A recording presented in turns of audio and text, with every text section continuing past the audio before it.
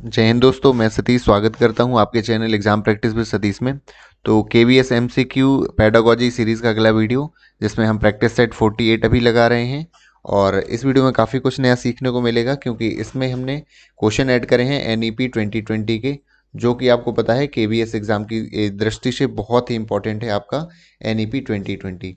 तो बिना किसी देरी की आज की वीडियो को ये शुरू करते हैं। तो आप देख सकते हैं कि आज की वीडियो का जो पहला क्वेश्चन है कि नई शिक्षा नीति स्तंभों पर आधारित है, एनईपी 2020 में कितने स्तंभ हैं, आपको ये बताना है। तो इसका जो सही आंसर है, मैं पहले ही आपको बता देता हूँ कि इसके जो आपके 5 स्तंभ हैं एनईपी 2020 में। How many pillars in NEP 2020 है? There are 5 pillars. अब ये पिलर्स कौन कौन से हैं मैं बता देता हूँ। पहला जो है एक एसएस है। एसएस का मतलब होता है कि जो शिक्षा की पहुंच हर एक बच्चे तक हो, चाहे कोई भी हो, हर एक जाति समुदाय बच्चे तक होनी चाहिए। दूसरा है एक इक्विटी। इक्विटी का मतलब है समता का व्यवहार करना चाहिए। जिस बच्चे को जैसी नीड है पढ़ाई की, जिसकी जितना पिछड़ा हुआ बालक है, उसको इस हिसाब से आपको टीचिंग मेथोलॉजी यूज करनी है। दूसरा है क्वालिटी। क्वालिटी एजुकेशन भी देना क्या है, एनईपी का एक पिलर है। एक है अफोर्डेबिलिटी। अफोर्डेबिलिटी एक है। अफोर्डेबिलिटी, इसमें आपको पता होगा अभी तक हमने जो 6 से 14 वर्ष तक मुफ्त शिक्षा का पढ़ा है, लेकिन एनईपी 2020 में कहा है कि जब बालक 3 से 18 वर्ष तक की एक अफोर्डेबिलिटी एक गवर्नमेंट निभाएगी और 3 से 18 वर्ष तक की बच्चों की शिक्षा की व्यवस्था करेगी। 3 वर्ष क्यों कहा है? क्योंकि 3 वर्ष में आंगनबाड़ी में एडमिशन हो जाता है, पता है आपको। और केंद्रीय विद्यालय में भी बाल वाटिका क्लासेस में 3 साल की एज में बच्चा एडमिशन ले लेता है और 18 साल में वो 12th पास कर लेता है। और एक और है अकाउंटेबिलिटी। अकाउंटेबिलिटी का मतलब होता है जवाबदेही, मतलब कि यदि बच्चे को नहीं आ रहा है तो इसकी जिम्मेदारी उसके विद्यालय की होगी और पूरी टीचिंग प्रोसेस की होगी। तो ये देखिए 5 पिलर हो गए, 1 2 3 4 एंड 5। यदि आप हिंदी में देख लें, हिंदी में बहुत जल्दी बता दूंगा मैं। एक होता है पहुंच, और दूसरा है कि समता, दूसरा इसी का वर्ड है। देखिए तीसरा यही है, क्वालिटी का हो जाएगा गुणवत्ता, और चौथा हो जाएगा वहनीयता। वहनीयता का मतलब वहन सरकार करेगी। और चौथा हो जाएगा जवाबदेही। जवाबदेही, ये 5 क्या है, पिलर्स हैं, एनईपी 2020 में मेंशन है। इसको मैं ज़्यादा टाइम लग गया क्योंकि इसको समझाना भी था। यदि मैं डायरेक्ट आपको याद करवा देता तो आपको हो सकता है उतना समझ में नहीं आता। तो बढ़ते हैं अगले प्रश्न की ओर। तो अगला प्रश्न देख सकते हैं आप कि क्या है, लिखा हुआ है नई शैक्षिक नीति एनईपी 2020 के अनुसार तो कक्षाएं समावेशी होनी चाहिए, रचनात्मक मूल्यांकन को प्रोत्साहित करना चाहिए, अधिगम पूर्व ज्ञान से जोड़ा जाना चाहिए। देखिए ये तीनों ही इंपॉर्टेंट जो पॉइंट्स हैं वो आपके एनईपी 2020 में मेंशन है। इसके लिए इसका जो सटीक उत्तर हो जाएगा वो क्या हो जाएगा, ऑल ऑफ द अबव हो जाएगा इसका उत्तर। इसके बाद बढ़ते हैं आज की वीडियो के अगले प्रश्न में। अगला प्रश्न देख सकते हैं आप कि मूल्यांकन के संदर्भ में राष्ट्रीय शिक्षा नीति 2020 छात्रों के लिए किस प्रकार का रिपोर्ट कार्ड प्रस्तावित किया गया है। बहुत पुरानी वीडियोस में मैंने ये आपको बताया हुआ था। एनईपी 2020 जो है रिपोर्ट कार्ड वो कैसा प्रपोज करती है कि 360 डिग्री बहुआयामी रिपोर्ट कार्ड होना चाहिए, मल्टी डायमेंशनल रिपोर्ट कार्ड। अब ये क्या कहलाता है? एक ऐसा पूरा रिपोर्ट कार्ड जिसमें उस बच्चे के सिर्फ उसके मार्क्स नहीं हो, साथ में उसके अदर को करिकुलर एक्टिविटीज़ की क्षमताएं हो, दक्षताएं हो, क्लीननेस भी हो, उसका डिसिप्लिन हो, हर तरह का उसका एक मूल्यांकन हो, असेसमेंट होना चाहिए। वो रिपोर्ट कार्ड क्या कहलाता है? 360 डिग्री बहुआयामी रिपोर्ट कार्ड कहलाता है। तो इसलिए ऑप्शन नंबर 3 इस क्वेश्चन का जो है सही आंसर हो जाएगा। अगला देखते हैं कि नई शिक्षा नीति एनईपी के अनुसार प्रारंभिक चरण में कौन सी कक्षाएं शामिल हैं, प्रिपरेटरी स्टेज में कौन सी कक्षाएं शामिल हैं। आपको पता होगा एनईपी में 4 स्टेज की बात करी गई है। कौन सी की गई है बात? आपकी 5+3+3+4। इसका मतलब शुरू के 5 वर्ष जो रहेंगे आपके कौन से कहलाएंगे, बुनियादी शिक्षा या फाउंडेशनल स्टेज कहलाएगी। कौन सी कहलाएगी, बुनियादी शिक्षा या फाउंडेशनल। ये किससे रहेगी? क्लास आपकी बाल वाटिका, बाल वाटिका फर्स्ट से लेकर के बाल वाटिका सेकेंड, बाल वाटिका थर्ड, क्लास फर्स्ट और क्लास सेकेंड तक, ये 5 साल हो गए। इसके बाद क्लास थर्ड से फिफ्थ तक, इसके बाद 6 से 8 तक, उसके बाद 9 से 12 तक। इस स्टेज को जो दूसरी है इसको बोला जाता है प्रिपरेटरी स्टेज जो कि कहाँ से रहती है, कक्षा 3 से 5 तक रहती है, ये आंसर हो जाएगा। इसके बाद एक और मैं रिवीजन करवा देता हूँ कि आपका जो आगे की 3 है 6 से 8 तक, इसको कहा जाता है मिडिल स्टेज और इसको कहा जाता है सेकेंडरी स्टेज कहा जाता है। बढ़ते हैं अगले प्रश्न की ओर। अगला प्रश्न है आज की वीडियो का। एक और मैं बता दूं, कहीं भी आपको एनईपी का सवाल मिलता है बिल्कुल उसे मिस मत करिएगा, क्योंकि ये एकदम बर्निंग टॉपिक की तरह इस बार आया हुआ है। एनईपी 2020 रिसेंटली लॉन्च की गई थी एमएचआरडी द्वारा, एजुकेशन मिनिस्ट्री द्वारा, और इसलिए बहुत सारे क्वेश्चंस बनने की संभावना है कि आपकी एनईपी से बन जाएं बहुत सारे क्वेश्चन। एनईपी 2020 व्यावसायिक शिक्षा ग्रहण करने वाले छात्रों की संख्या कम होने का मुख्य कारण क्या है? वोकेशनल एजुकेशन जो दिलाई जाती है छात्रों को, वो ड्रॉप होने का मुख्य कारण क्या है? छात्रों की संख्या कम क्यों रहती है? भूतकाल में, मतलब कि पास्ट में क्या होता था कि 11वीं 12वीं और कक्षा 8 ड्रॉप आउट, उसके ऊपर यह केंद्रित थी, तो ये भी ठीक था। व्यावसायिक विषयों में अक्सर चुने हुए व्यवसाय को जारी रखने के लिए अच्छी तरह से परिभाषित मार्ग नहीं रहते थे, कोई एक क्लियर वे नहीं बताया जाता था उनको कि क्या व्यवसाय वो चुने, राइट। व्यावसायिक पाठ्यक्रमों में अवसर की कमी के परिणाम स्वरूप ऊर्ध्वाधर गतिशीलता की कमी, इसमें क्या था? अवसर की कमी थी और वोकेशनल एजुकेशन स्ट्रीम में, तो इसलिए सभी जो है ऑल ऑफ दीज इस क्वेश्चन का करेक्ट आंसर हो जाएगा। ये चारों कारण थे जिसकी वजह से जो वोकेशनल एजुकेशन है वो क्या कर रहे थे, छात्रों की संख्या कम हो रही थी उसमें। बढ़ते हैं अगले प्रश्न की ओर। एक आरंभकर्ता के रूप में नेतृत्वकर्ता, एक इनिशिएटर कोई जो है, रोल ऑफ लीडर, ये स्कूल के टीचर के लिए हो सकता है, एचएम हेडमास्टर के लिए हो सकता है लीडर। तो नीतियों और संचार का कार्य प्रारंभ करना जो नेतृत्वकर्ता की इनिशिएटर के रूप में भूमिका होगी, समस्याओं को सुनना, समाधान करना और नैतिकता का निर्माण करना, संगठनात्मक लक्ष्यों को प्राप्त करने के लिए एफिशिएंसी को मैक्सिमाइज करना। तो आप एक और बार आपको क्वेश्चन पढ़ने की ज़रूरत है कि जो लीडर है उसकी भूमिका किसके रूप में देखी गई है? इनिशिएटर का मतलब, इनिशिएट का मतलब कोई चीज़ स्टार्ट करना, तो यहाँ पर नीतियों और योजनाओं का संचार कार्य प्रारंभ करना, ये हो जाएगा काम किसके रूप में? आरंभकर्ता या इनिशिएटर के रूप में एक काम हो जाएगा नेतृत्वकर्ता का। आगे देखते हैं अगला प्रश्न। विद्यालय विकास योजना, ये आपको पता होगा, स्कूल डेवलपमेंट प्लान। स्कूल जब ओपन होता है नया सत्र, उसके 3 महीने पहले ही तैयार कर लिया जाता है, एक इंपॉर्टेंट पॉइंट था। तो इसके बारे में कौन सा सही नहीं है? तो विद्यालय शिक्षण अधिगम में सुधार करना है, बिल्कुल। दिन प्रतिदिन समस्याओं से निपटने में मदद करता है, डे टू डे प्रॉब्लम्स के लिए। Helping energy and helps using energy and time more meaningfully, ये भी करता है। यदि हम विद्यालय विकास योजना बना लेते हैं तो ये सारी चीज़ें हो जाती हैं। तो क्या सही नहीं है? तो ये दो तीनों सही हैं, तो इनमें से कोई नहीं जो है ये आपका ऑप्शन करेक्ट हो जाएगा। तो बढ़ते हैं अगले प्रश्न की ओर। अगला प्रश्न देख सकते हैं कि शिक्षण के पहले कुछ वर्षों या किसी विशेष स्कूल में प्रथम वर्ष के दौरान सहायता प्रदान करने की प्रक्रिया को क्या कहा जाता है? तो आपके ऑप्शन इस तरह हैं कि एक और बार इंग्लिश में पढ़ देता हूं मैं कि ट्रेनिंग्स एंड सपोर्ट, जब आप पहली साल जो, अब मैं इसका क्लियर बता देता हूं कि जब आप पहली साल ज्वाइन करेंगे केंद्रीय विद्यालय, तो उसमें आपको एक ट्रेनिंग करवाई जाएगी। उस ट्रेनिंग का क्या नाम होगा ये पूछा गया है कुल मिलाकर के, जो हमारी भी हुई थी, आप लोगों की भी होगी जब आप ज्वाइन करेंगे केंद्रीय विद्यालय, सेलेक्ट होकर के आएंगे केंद्रीय विद्यालय में। तो ये टीचर डेवलपमेंट है कहलाएगा, इंडक्शन, इनिशियल टीचर ट्रेनिंग या इनिशियल ट्रेनिंग एजुकेशन, तो इसको इंडक्शन ट्रेनिंग बोला जाता है। यही नाम है इसका, प्रेरण कहा जाता है। आपको केंद्रीय विद्यालय में इंडक्शन ट्रेनिंग ही नाम सुनने को मिलेगा। ये ट्रेनिंग 10 दिन की होती है।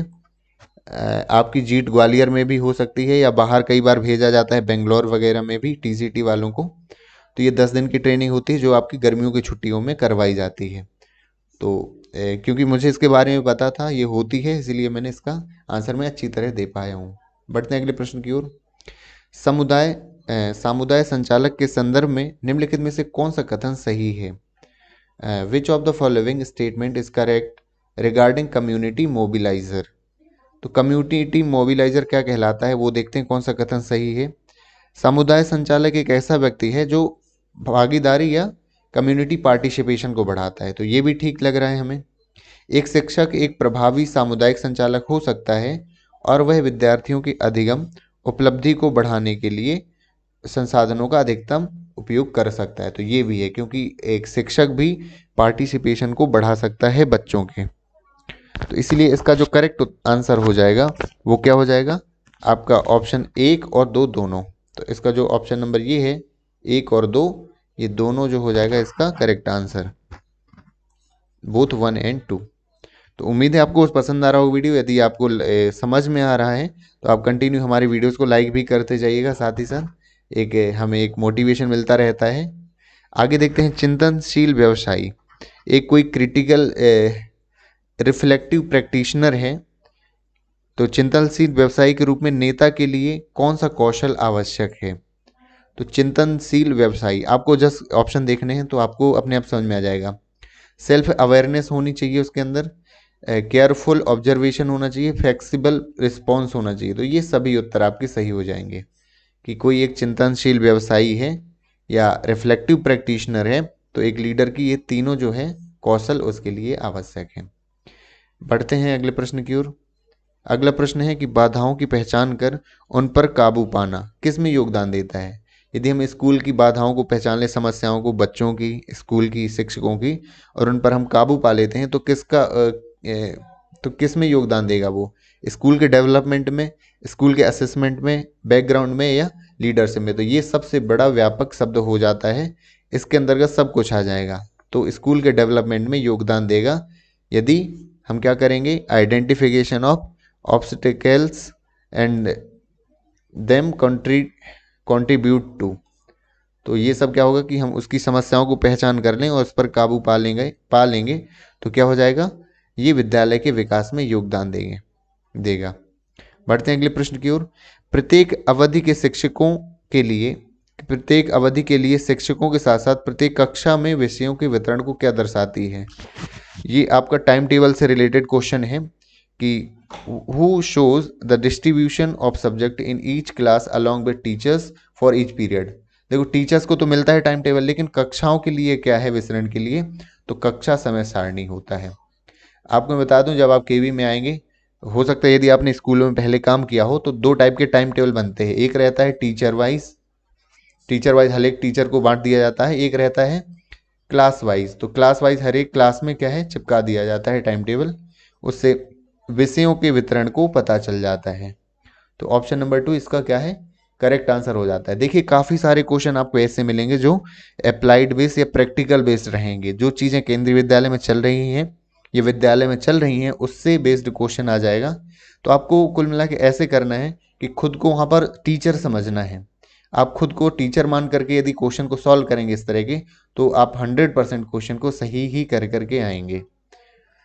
आगे देखते हैं, डैश के साथ साझेदारी बनाकर आईटी से संबंधित स्कूल सुविधाएं प्रदान की जा सकती हैं। Creating partnership with provide IT related facility to school. तो आप देखिए, आईटी इंफॉर्मेशन टेक्नोलॉजी से संबंधित किससे, खेल संघ से तो मिलेगा नहीं, सांस्कृतिक से नहीं मिलेगा, और स्वास्थ्य से नहीं मिलेगा। इन इंडस्ट्रीज से यदि आप पार्टनरशिप बनाएंगे तो आईटी संबंधित सुविधाएं प्रदान की जा सकती हैं। देखिए, एनईपी में भी इसकी चर्चा की गई है कि स्कूल इंडस्ट्री पार्टनरशिप। इसका मतलब यदि स्कूल के पास आसपास इंडस्ट्री है, तो या तो इंडस्ट्री के कुछ लोगों को कौशल डेवलपमेंट के लिए, स्किल डेवलपमेंट के लिए कहाँ बुलाया जाएगा, स्कूल में बुलाया जाएगा। तो बच्चे क्या हैं, बच्चे सीखेंगे कौशल को, वोकेशनल एजुकेशन होगी, या फिर टीचर खुद ही सीख करके आएगा, इंडस्ट्री में जा कर के देखेगा वहाँ के काम को, और वो क्या करेगा, अपने छात्रों को सिखाएगा।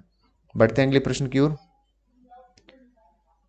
पीटीए किसी भी विद्यालय संगठन के लिए क्यों उपयोगी है।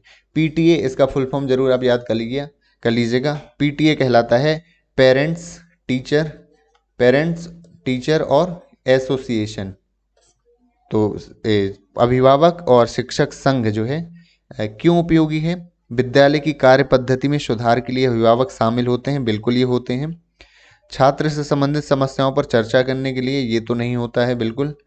अभिभावकों से कुछ वित्त एकत्रित करने के लिए, ये भी नहीं होता है कि पीटीए पैसा लेने के लिए बनाया जाता है। विद्यार्थियों को नियंत्रण में रखने के लिए, तो ये भी नहीं है। तो इसका सही उत्तर हो जाएगा कि विद्यालय कार्य पद्धति में सुधार के लिए अभिभावक क्या होते हैं, शामिल होते हैं। किसमें, पीटीए में। तो ऑप्शन नंबर 1 इस क्वेश्चन का करेक्ट आंसर हो जाएगा। बढ़ते हैं अगले प्रश्न की ओर। अगला प्रश्न जो है, फूड पॉइजनिंग जो है, छात्रों को फूड पॉइजनिंग से कैसे बचा सकते हैं? कभी कभी खराब खाना मिल जाता है स्कूलों में, जो मिड डे मील जहाँ होता है, आप कैसे बचा सकते हैं?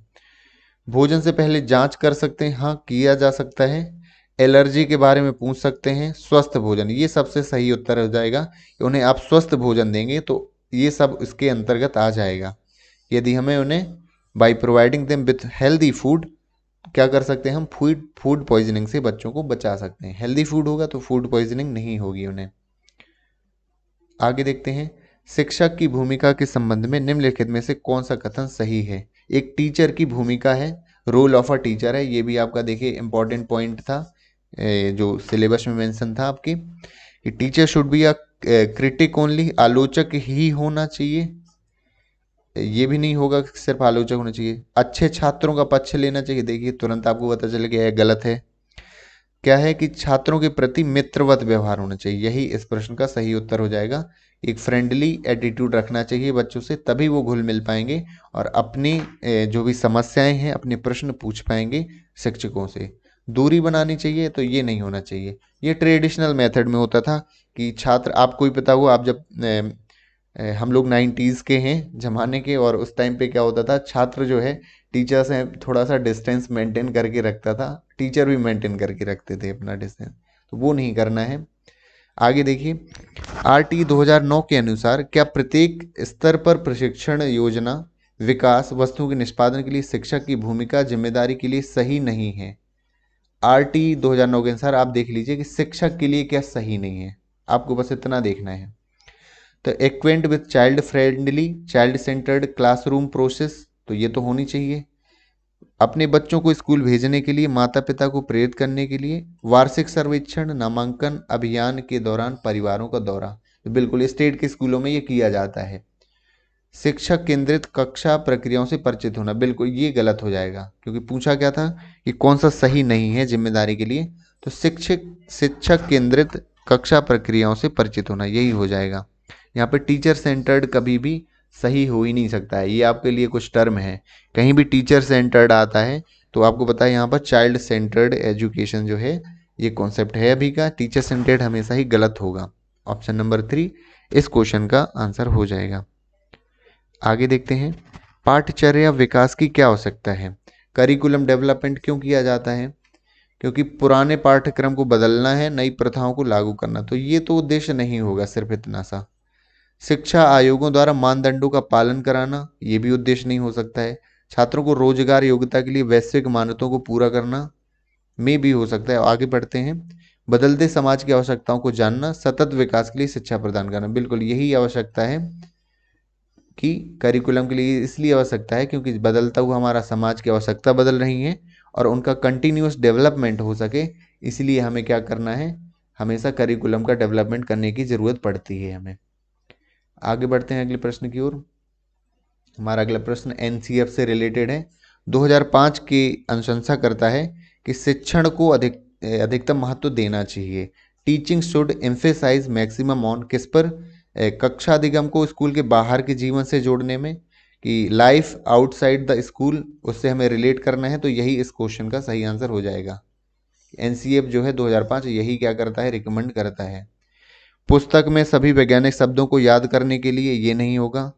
सभी प्रश्नों का उत्तर कभी कभी भी इस तरह का नहीं होगा जो किताबों में सिर्फ कभी भी ऑप्शन में ये आए कि आपको किताबों के लिए सिर्फ बोला जाए पढ़ने के लिए बच्चों को, तो वो कभी आंसर नहीं होगा आपका। हमेशा ओवरऑल डेवलपमेंट की बात की जाती है जब भी शिक्षा की बात की जाती है, होलिस्टिक अप्रोच की बात की जाती है। छात्रों में प्रदर्शन के सुधार में, तो ये भी सिर्फ प्रदर्शन सुधार की बात नहीं की गई है। कक्षा अधिगम को स्कूल के बाहर के जीवन से जोड़ने के लिए अधिक महत्व देना चाहिए हमें। बढ़ते हैं अगले प्रश्न की ओर। तो अगला प्रश्न है कि किस पर आधारभूत साक्षरता संख्यात्मकता पर ध्यान देना चाहिए? मोस्ट इंपॉर्टेंट पॉइंट है। FLN, आपने यदि वीडियो नहीं देखी हमारी जरूर देखिए। FLN इस बार का बहुत करंट बर्निंग टॉपिक है, जो कि 2025 तक लक्ष्य रखा गया है कि क्लास 3 के बच्चे बुनियादी साक्षरता न्यूमरेसी, फाउंडेशनल लिटरेसी न्यूमरेसी के लक्ष्यों को पूरा कर सकें। तो किस पर ध्यान हमें देना है? पढ़ने पर, लिखने पर, बोलना, गिनती करना, अंगणित, गणितीय चिंतन, इन सभी पर हमें ध्यान देना है। इसलिए ऑप्शन नंबर 4 इस क्वेश्चन का करेक्ट आंसर हो जाएगा। बढ़ते हैं अगले प्रश्न की ओर कि फिर से एक राष्ट्रीय शिक्षा नीति एनईपी का है। राष्ट्रीय शिक्षा नीति 2020 किस पर बल देती है? तो एनईपी 2020 एम्फेसाइज ऑन परीक्षा के लिए पढ़ना, तो ये तो बिल्कुल नहीं है। स्मरण आधारित शिक्षा, अभ्यास, तो रोट लर्निंग ये भी नहीं होगा। देखिए अभ्यास ड्रिल, हाँ इस पर तो बल देती है। और कॉन्सेप्चुअल अंडरस्टैंडिंग क्या कहलाती है कि कोई आप टॉपिक पढ़ रहे हैं उसकी अंडरस्टैंडिंग हो कॉन्सेप्चुअल। तो देखिए इसमें दोनों ही ऑप्शन आपके सही हो सकते हैं। ये क्वेश्चन की मिस्टेक थी, जब भी आपका क्वेश्चन आएगा एग्जाम में तब ऐसा आएगा कि 3 and 4 बोथ। तो प्रैक्टिस एंड ड्रिल ये भी बल देती है आपकी एनईपी, और कॉन्सेप्चुअल अंडरस्टैंडिंग को भी वो कहती है कि ये भी बच्चों में होनी चाहिए अंडरस्टैंडिंग कॉन्सेप्ट की। आगे बढ़ते हैं। पाठ्यचर्या का क्या अर्थ है? करिकुलम। देखिए आप कितनी बार ये वाले टॉपिक आते हैं, inclusive classroom, curriculum, syllabus, classroom, देखिए रोल ऑफ टीचर, ये बहुत इंपॉर्टेंट पॉइंट्स है जो मैं आपको लगातार प्रैक्टिस करवा रहा हूँ। आपको हो सकता है आपको दिख रहा हो कि कई सारे ऐसे क्वेश्चन हैं जो आपको रिपीट हो करके मिल रहे होंगे मेरे इस पीडीएफ में, लेकिन उसकी लैंग्वेज चेंज है। बस यही फ़र्क पड़ जाता है कि आपको हर तरह की लैंग्वेज आनी चाहिए और आपको आपको आंसर सही करना है वहाँ जाके। करिकुलम का मतलब है कि विभिन्न अवधारणाओं के विषय, कॉन्सेप्ट्स, विषय वस्तु, सब्जेक्ट मैटर, एक्टिविटीज, गतिविधियों का अनुभव। आपको पता है करिकुलम में ये जो मान लीजिए ये सिलेबस है और ये करिकुलम है, तो करिकुलम में सिलेबस भी आ जाता है, तो विषय वस्तु भी आ जाएगी, अवधारणाओं के विषय आ जाएंगे, गतिविधियां और अनुभव ये भी आ जाएंगे। तो ऑप्शन नंबर 4 इस क्वेश्चन का करेक्ट आंसर हो जाएगा। आज की वीडियो के बढ़ते हैं अंतिम प्रश्न की ओर। शिक्षा का एक क्षेत्र है जो अध्यापन और विज्ञान प्रौद्योगिकी निर्देशात्मक प्रणाली प्रारूप पर केंद्रित है, जिसका उद्देश्य उन छात्रों को शिक्षा प्रदान करना है जो शारीरिक रूप से उपस्थित नहीं हैं। देखिए जो बच्चे फिजिकली प्रेजेंट नहीं हैं, तो शिक्षा का एक क्षेत्र क्या है जो उनको भी शिक्षा प्रदान करता है। तो देखिए आपको पता होगा डिस्टेंस एजुकेशन, हो सकता है आपके कोई दोस्तों ने, आपने हो सकता है किया हो डिस्टेंस एजुकेशन से कोई कोर्स किया हो। इसका option 1 is the correct answer. उम्मीद है आपको ये वीडियो काफ़ी पसंद आई होगी और काफ़ी आपको कुछ नए क्वेश्चन मिले होंगे एनईपी से रिलेटेड, कुछ आपके कॉन्सेप्ट क्लियर हुए होंगे। और बस यही हमारा उद्देश्य रहता है कि आपके सारे कॉन्सेप्ट डाउट क्लियर हों और ज़्यादा से ज़्यादा मैं आपके क्वेश्चंस की प्रैक्टिस करा सकूं। यदि लगातार आप हमारी वीडियोस पसंद कर रहे हैं, आपको समझ आती हैं, तो ज़रूर हमारी वीडियोस को लाइक करिए और आप चैनल को सब्सक्राइब कर लीजिए, जिससे एक हमें मोटिवेशन मिलता है कि हमारा चैनल भी उससे ही ग्रो ही होगा, आपके ही लाइक से, सब्सक्रिप्शन से। और अपने दोस्तों को भी शेयर करिए जो केवीएस की तैयारी कर रहे हैं, क्योंकि ये जो प्लेटफॉर्म है मैं सिर्फ आपको मैं प्रैक्टिस करवा रहा हूँ और आपको खुद भी पता है कि प्रैक्टिस कितना इंपॉर्टेंट रोल जो निभाती है किसी भी एग्ज़ाम को मेरिट लाने में, पास करने में।